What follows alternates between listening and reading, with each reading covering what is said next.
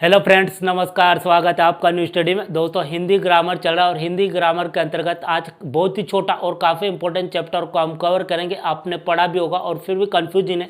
बहुत ही छोटा सा है दोस्तों। वाच्य, जो इंग्लिश में अगर देखें तो इसको वॉइस बोला जाता है। तो इंग्लिश में दो प्रकार हो जाते हैं, एक्टिव वॉइस और पैसिव वॉइस। वो इंग्लिश का चैप्टर हो जाता है। फिलहाल हिंदी में अगर आते हैं तो वाच्य क्या होता है, इसको भी हम काफ़ी कम समय में जान लेंगे बहुत ही आसानी से। और वाच्य के प्रकार को भी हम देख लेंगे, जो कि आपको कर्तवाच्य, कर्मवाच्य और भाववाच्य आपको नजर आ रहा है।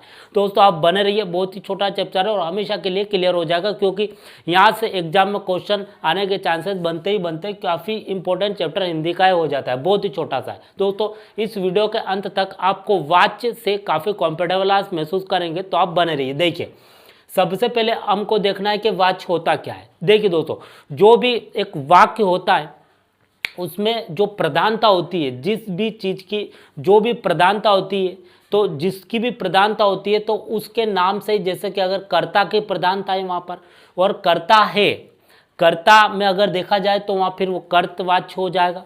अगर वहाँ पर कर्ता कर्म है, कर्म का प्रभाव पड़ रहा है, वो जो वाक्य रहता है उस पर जिसका प्रभाव पड़ता है, ठीक है, जिसकी प्रधानता होती है, वो वाक्य जिसके अनुसार रहता है, उस वाक्य जो भी वाक्य आप पढ़ते हैं तो उसमें मुख्य जो होता है एक, तो उसके अनुसार दोस्तों अगर कर्ता मुख्य है, वहाँ पर कर्ता प्रधान है उसका, और कर्ता पर वाक्य का प्रभाव पड़ता है तो वो कर्तवाच्य हो जाएगा। अगर वहाँ पर कर्ता का प्रभाव नहीं, कर्म का प्रभाव है, कर्म प्रधान है उस वाक्य में, तो फिर क्या होगा कि वो कर्मवाच्य हो जाएगा। और उसमें अगर देखा जाए तो भाव का वहाँ पर प्रधान है, भाव का प्रभाव पड़ रहा है, तो वो भाववाच्य हो जाएगा। आपको वाच्य क्या ये समझ में आए? जो भी आप लाइन पढ़ते हैं तो उसकी बात हो रही है दोस्तों। उस लाइन में अगर देखा जाए, जो भी एक यहाँ से यहाँ तक एक लाइन आप पढ़ते हैं, जो भी वाक्य रहता है, तो उसमें जिसकी भी प्रधानता है, वो वाक्य आप पढ़ते हैं तो किसके ऊपर है वो प्रधानता किसकी है उस चीज़ में, मेन वर्ड कौन सा है उसमें। तो अगर कोई करता है, कोई करने वाला है उसको, तो फिर वो कर्तवाच्य हो जाएगा, ठीक है। और अगर करने वाला इतना महत्वपूर्ण नहीं है, उसका प्रभाव नहीं पड़ा है, वो है ही नहीं, तो फिर वहाँ कर्मवाच्य हो जाएगा। और अगर नेगेटिव अधिकतर देखें तो भाववाच्य हो जाता है। इसको और आसानी से आप पकड़ सकते हैं कि आपको वाच्य तो पता चल गया, तो किसको कर्तवाच्य बोला जाता है, किसको कर्मवाच्य बोला जाता है और किसको भाववाच्य बोला जाता है, इसको और अच्छी तरीके से हम समझते हैं। देखिए दोस्तों, आपको हमेशा के लिए क्लियर करा दूंगा। देखिए, आप यहाँ पर समझिए कि कर्तवाच्य में क्या होता है कि जो कारक चिन्ह होते हैं, जैसे कि आपने देखा होगा ने, को, से, द्वारा, के लिए, ये जो कारक होते, तो कारक चिन्ह अगर देखा जाए तो वहाँ पर आपको एक ट्रिक समझ लीजिए, ने मिलेगा या फिर शून्य मिलेगा। कारक चिन्ह जिस भी वाक्य में कारक चिन्ह ने हो और या शून्य हो, कर्ता के बाद जो करने वाला होता है, जो मतलब जो वाक्य जिसके ऊपर रहेगा, जैसे राहुल, निशा, प्रेम, आरती, ज्योति, जो जिसका भी नाम आ रहा है तो उस वाक्य वो करने वाला होगा कि निशा ने वो किया या राहुल ने वो किया, जो भी कार्य होगा, तो वहाँ पर जो कर्ता रहेगा, कर्ता के बाद में ये आता है कारक चिन्ह अगर ने आए या फिर कुछ नहीं आए तो फिर वो कर्तवाच्य होगा, ठीक है। कर्मवाच्य किसको बोलेंगे? जो कर्ता रहता है, जो कर्ता के बाद में क्या होगा, यहाँ पर अगर देखा जाए तो यहाँ पर होगा के द्वारा, क्या पर होगा, यहाँ पर के द्वारा होगा, ठीक, या फिर निर्जीव होगा। ये दोनों चीज़ें आपको याद रखनी है। इनको पहचानने के तरीके बता रहा हूँ। कर्तवाच्य किसको, कोई भी एक वाक्य दोस्तों एग्जाम में ऐसे ही क्वेश्चन आते हैं कि ये जो वाक्य लिखा है इसमें कौन सा वाच्य है, कर्तवाच्य, कर्मवाच्य, भाववाच्य, ऐसे ऑप्शन दे दिए जाते हैं। तो आपको हमेशा के लिए क्लियर हो जाएगा कर्तवाच्य किसको बोलते हैं, क्या होता है उसमें, मेन आप कैसे पकड़ सकते हैं फटाक से कर्तवाच्य को, कर्मवाच्य को कैसे पकड़ सकते हैं और भाववाच्य को कैसे पकड़ सकते हैं। तो आप कर्त में आपको समझ में आया। कृत वाच्य में अगर देखें तो इसमें जो कर्ता रहता है, कर्ता के बाद में आपको ने या कारक चिन्ह ने आपको देखने को मिलेगा, या फिर कुछ नहीं, वहां पर कुछ नहीं होगा तो भी कर्तवाच्य होगा। ये कैसे होगा हम आसानी से समझेंगे। कर्मवाच्य में आपको द्वारा, के द्वारा लिखा हुआ मिलेगा, मतलब कर्ता के बाद, या फिर वो जो होगा निर्जीव होगा, मतलब कोई जीव सजीव नहीं होगा वो, ठीक।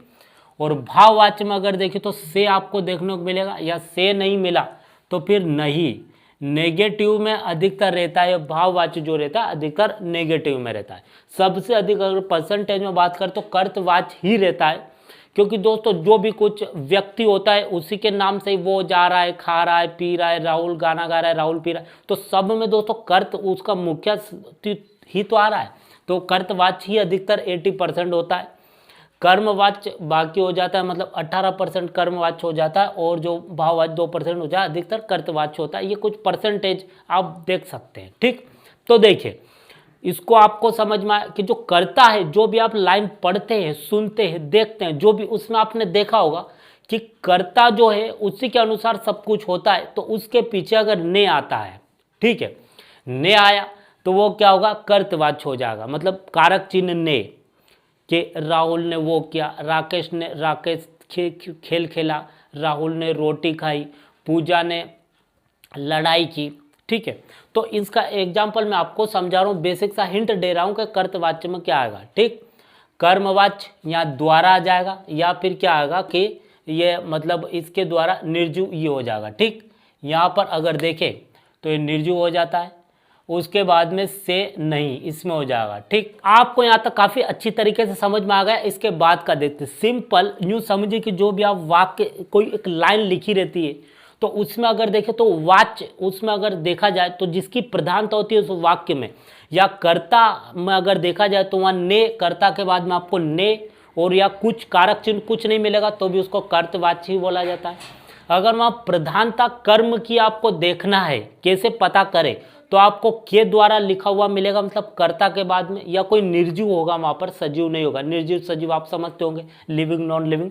ठीक, और भाववाच्य में अगर देखा जाए कर्ता के बाद में से होगा या फिर वहाँ नहीं होगा। ठीक, ये आपको बेसिक सा और समझ में आया। अब थोड़े बहुत डाउट आपको नजर आ रहे तो उसको हम देख लेते हैं यहाँ पर, मतलब एग्जाम्पल के जरिए, उदाहरण के जरिए। देखिए दोस्तों यहाँ पर मैं लिख देता हूँ, कुछ एग्जाम्पल लिख देता हूँ आपके सामने।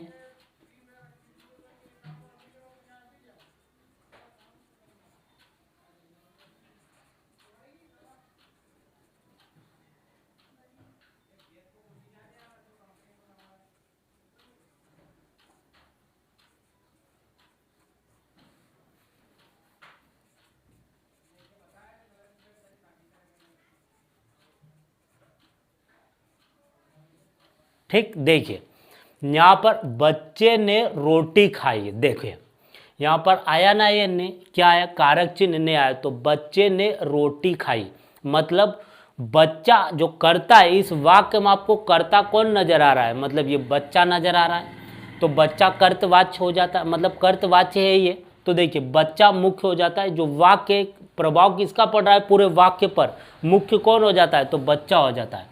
तो बच्चे ने रोटी खाई। ठीक, तो यहाँ पर आपको आसानी से पकड़ सकते हैं, मैंने क्या बताया, कोई भी एक लाइन रहेगी तो उसमें जो कर्ता के बाद में अगर ने या कारक चिन्ह ने नजर आएगा या फिर वहां कुछ नहीं नजर आएगा तो वो कर्तवाच्य कहलाएगा। अगर इसकी जगह दोस्तों यहाँ पर के द्वारा या फिर कोई निर्जीव बच्चा नहीं रहता तो फिर कर्मवाच्य हो जाता। ठीक, अगर भाववाच्य तो कर्ता के बाद में यहाँ पर से आता, और या नहीं आता तो फिर ये भाववाच्य हो जाता। लेकिन दोस्तों आप ने या ने आ रहा है तो ये कर्तवाच्य हो जाता है। ठीक, अब देखिए जया ने किताब पढ़ी, यहाँ पर भी ने आ रहा है, क्या आ रहा है, ने आ रहा है, तो कर्तवाच्य मैंने क्या बताया, शर्त क्या है हमारी कि दोस्तों अगर जो कर्ता है, कर्ता के बाद में ने आता है तो वहां पर वो कर्तवाच्य हो जाएगा। ठीक है, अब देखिए राजीव घर जाएगा, तो यहां पर भी कारक चिन्ह कुछ नहीं है, इसका मतलब वो कर्तवाच्य ही होता है। तो दोस्तों जो आप देखते, जो कर्ता के बाद में अगर कारक चिन्ह ने आता है या कुछ नहीं आता है तो वह कर्तवाच्य ही होगा, मतलब वहाँ जो करते, जो कर्ता की प्रधानता वहाँ पर है, जो कोई करने वाला है, जो सजीव है वो। तो यहाँ पर आपको समझ में आया। अब कर्मवाच्य में आते हैं, यहाँ पर आपको के द्वारा या निर्जीव होना चाहिए वो, जैसे यहाँ पर आप कुछ एग्जाम्पल मैं आपको लिख रहा हूँ। पतंग उड़ रही है,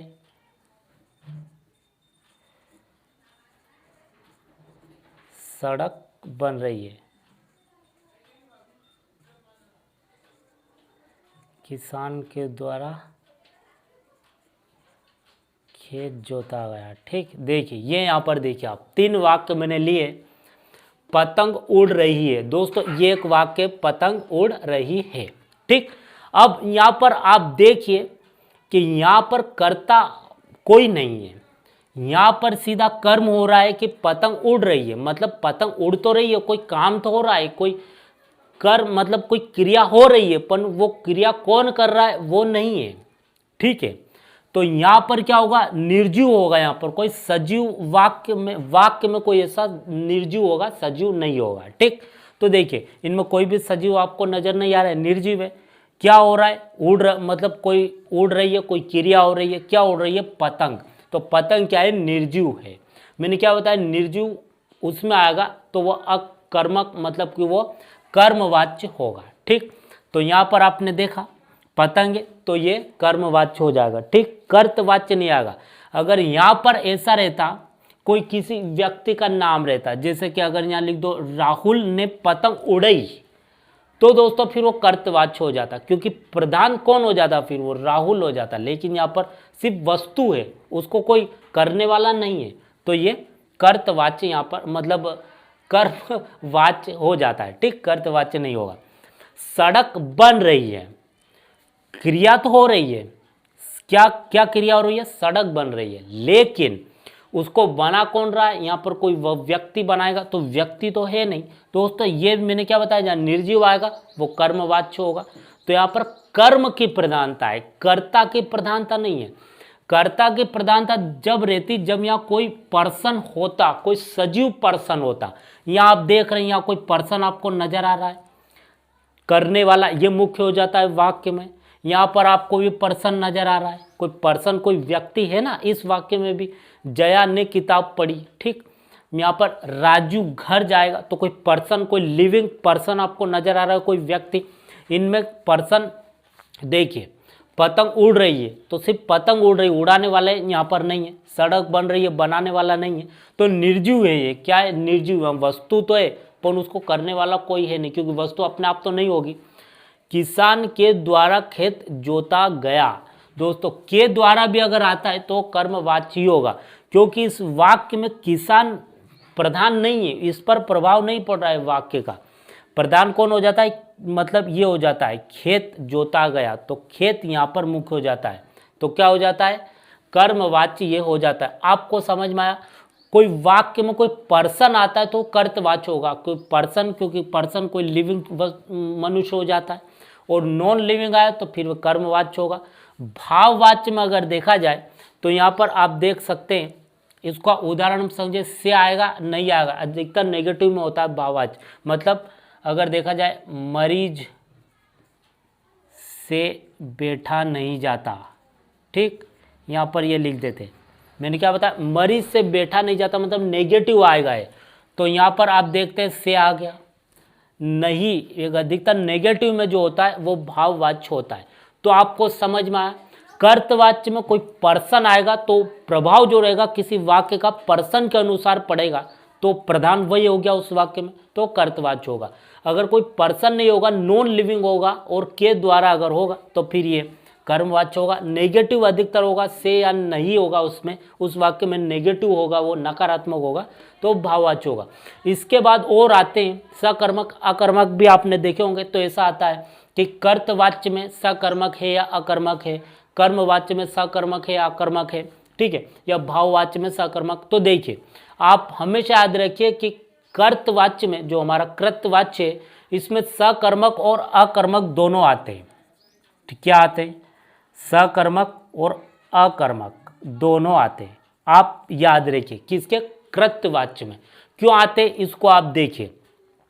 यहाँ पर एग्जाम्पल आप समझिए कि यहाँ पर क्या लिखा है, बच्चे ने रोटी खाई। मतलब जो कोई क्रिया हो रही है, जो कोई व्यक्ति कर रहा है, तो वो क्रिया तो कर रहा है, लेकिन ऐसा साथ में आता है कि वो करता क्या है ये भी आ रहा है, तो फिर वो सकर्मक क्रिया होगी। ये दोनों वाच्य आपको तीनों अच्छे समझ में आ गए। अब सकर्मक अकर्मक छोटा सा टॉपिक हो जाता है, हम इसमें ही समझ लेते हैं। और क्रिया जो होती है दोस्तों, सकर्मक अकर्मक मतलब इनके अंदर ही आती है, तो सकर्मक क्रिया को भी समझना जरूरी है। तो देखिए, सकर्मक का मतलब होता है दोस्तों, स का मतलब क्या होता है, स यानी साथ, साथ बोल सकते हैं। और सकर्मक, कर्मक यानी क्रिया, तो जिसके साथ क्रिया होगी तो उसको सकर्मक क्रिया कहेंगे, और जिसके साथ क्रिया नहीं होगी तो उसको अकर्मक क्रिया कहेंगे। जैसे यहाँ पर आप देखिए, बच्चे ने खाई, तो बच्चा अपना कर्म तो कर रहा है, बच्चा कुछ खा रहा है, लेकिन अगर रोटी नहीं रहती यहाँ पर तो बच्चे ने खाई सिर्फ इतना रहता, तो वो क्या कर रहा है, क्रिया नहीं है, वो अपना कर्म तो कर रहा है, लेकिन क्रिया नहीं है कि वो क्या कर रहा है, वो खा तो रहा है पर क्या कर रहा है ये नहीं है यहाँ पर, तो इसको अकर्मक बोलेंगे। मतलब साथ में क्रिया नहीं है, जब साथ में क्रिया रहेगी तब सकर्मक होगा। साथ से स आप पकड़ सकते हैं, जब साथ में क्रिया होगी तो सकर्मक, अगर क्रिया नहीं होगी तो फिर अकर्मक। ठीक, तो देखिए, बच्चे ने रोटी खाई, अगर ऐसा आता तो वो अपना कोई कर्म तो कर रहा है लेकिन क्रिया उसके साथ है।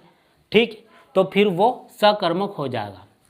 एग्जाम्पल यहाँ पर, जया ने किताब पढ़ी, तो जया क्या कर रही है, पढ़ रही है, ये सिर्फ ये दोनों होते ही, किताब नहीं होता तो क्या होता है, अकर्मक होता। मतलब जया अपना कर्म तो कर रही है, कुछ कर रही है, लेकिन क्या कर रही है ये नहीं पता है, जो वो करती है वो भी रहता है उसमें, तो वो सकर्मक होता है। जैसे मैं बोल दूं कि निशा जा रही है, ये कौन सा हुआ आप बताएं, तो ये हो जाता है निशा जा रही है, निशा एक पर्सन हो जाती है, और वह कहाँ जा रही है, वह अपना काम कर रही है, अपना कुछ कर तो रही है, अपना कर्म, लेकिन वह क्या कर रही है ये नहीं है स्पष्ट, तो वह अकर्मक होता है। ठीक, लेकिन अगर मैं बोल दूं निशा स्कूल जा रही है, तो निशा अपनी क्रिया तो कर रही है, मतलब अपना कर्म तो कर रही है, अपनी क्रिया के, अपना कर्म के साथ वह क्रिया भी है उसमें, तो वह सकर्मक हो जाएगा। सिंपल, जब कोई व्यक्ति कुछ भी कर्म करता है, सिर्फ कर्म उसमें लिखा है, तो वह सब अकर्मक होगा, लेकिन वह कर्म के साथ उसमें क्रिया भी है, ऐड है, कि वो क्या कर रही है वो भी उसमें है, तो फिर वो हो जाएगा सकर्मक। ठीक, जैसे कि अगर मैं बोल दूं कि मैं खा रहा हूं, मैं खा रहा हूं, तो मैं कुछ अपना काम तो कर रहा हूं, कुछ कर्म कर रहा हूं, लेकिन मैं क्या कर रहा हूं ये निश्चित नहीं है, तो वह क्या होगा, वह अकर्मक होगी। लेकिन मैं बोल दूं कि मैं सैंपल खा रहा हूं, मैं खाना खा रहा हूं, ऐसा बोल दूं तो वह सकर्मक हो जाएगा। तो उम्मीद करता हूं दोस्तों आपको सकर्मक अकर्मक दोनों समझ में आ गए। सिंपल, साथ में क्रिया होगी, व्यक्ति अपना कर्म कर रहा है, वो कर्म तो उसमें आएगा ही, तो वह अकर्मक, लेकिन साथ में क्रिया भी होगी कि वह क्या कर रहा है वो भी होगा उसमें, तो वह अकर्मक हो जाएगा। ठीक, तो देखिए, कर्तवाच्य में, कृतवाच्य में सकर्मक अकर्मक दोनों आ सकते हैं, दोनों, और कर्मवाच्य में केवल क्या आएगा, सकर्मक ही आएगा। सिंपल, ये कर्मवाच्य कब होगा, जब इसमें क्रिया आएगी तभी तो उसको कर्मवाच्य। ये क्या है यहाँ पर, सब क्रिया ही तो है, ये कुछ यहाँ पर अपने कर्म हो रहे हैं कि उड़ रही है, बन रही है, लेकिन क्रिया भी तो होनी चाहिए कि वो क्या हो रहा है, तो पतंग उड़ रही है, सड़क बन रही है, किसान द्वारा खेत जोता जा रहा है। ठीक, तो ये इसमें तो सकर्मक क्रिया आनी है, क्रिया ही मुख्य हो जाती है इसमें तो। ठीक है, और इसमें भाववाच्य, इसमें नेगेटिव, तो इसमें अगर देखें तो अकर्मक होता है, इसमें क्रिया नहीं आती। ठीक, तो इसमें अकर्मक होता है, मतलब तो कृतवाच्य में सकर्मक अकर्मक दोनों आ सकते हैं, कर्मवाच्य में सकर्मक क्रिया आएगी, और भाववाच्य में अगर देखें तो अकर्मक क्रिया आएगी। दोस्तों आपको सकर्मक अकर्मक दोनों भी समझ में आ गए, वाच्य क्या है वो भी समझ में आ गया, वाच्य के हमने प्रकार को भी अच्छे से देखा, कर्तवाच्य, कर्मवाच्य, भाववाच्य, और एक बार फिर अच्छे से देख लेते हैं। जैसे कर्तवाच्य को आपको पकड़ना है तो वहाँ अगर देखा जाए तो जो प्रधान होता है, मतलब जो कर्ता होता है, कर्ता के बाद में अगर आपको ये वाला नजर आए, ने नजर आए, मतलब जो कारक चिन्ह ने या कुछ नहीं, तो कर्तवाच्य होगा। कर्मवाच्य को आपको पकड़ना है तो वहाँ तो के द्वारा आपको कर्ता के बाद नजर आएगा, यहाँ पर आपको नजर आ रहा है कर्ता के बाद के द्वारा, तो ऐसा नहीं है कि यहाँ पर आपको लिविंग नजर आ गया तो फिर आप बोल देंगे तो कर्तवाच्य हो गया, नहीं दोस्तों, के द्वारा नहीं होना चाहिए। इसमें आपको के द्वारा नजर आ रहा है क्या, कहीं से कहीं तक नहीं, यहाँ पर नजर आ रहा है, तो किसान के द्वारा खेत जोता गया तो के द्वारा भी आ गया तो भी कर्मवाच्य होगा, मतलब कर्म की प्रधानता होगी, कर्म मुख्य होगा उसमें। लिविंग चीजें अगर लिविंग नहीं है, नॉन लिविंग है, तो फिर ये होगी कोई जो क्रिया हो रही है वो मुख्य हो जाएगी। लेकिन अगर वहाँ पर लिविंग है, ये पर्सन है यहाँ पर, अब यहाँ पर सब पर्सन आपको नजर आ रहे, अब यहाँ भी पर्सन नजर आएगा तो आप बोलेंगे ये कर्तवाच्य नहीं, यहाँ के द्वारा आ गया ना, शर्त के मुताबिक के द्वारा नहीं आना चाहिए, तो निर्जीव आएगी या के द्वारा आएगा तो कर्मवाच्य हो जाएगा। भाववाच्य में से आएगा या नेगेटिव आएगा तो फिर वो भाववाच्य हो जाएगा। तो आपको अच्छे समझ में आएगा। Thank you.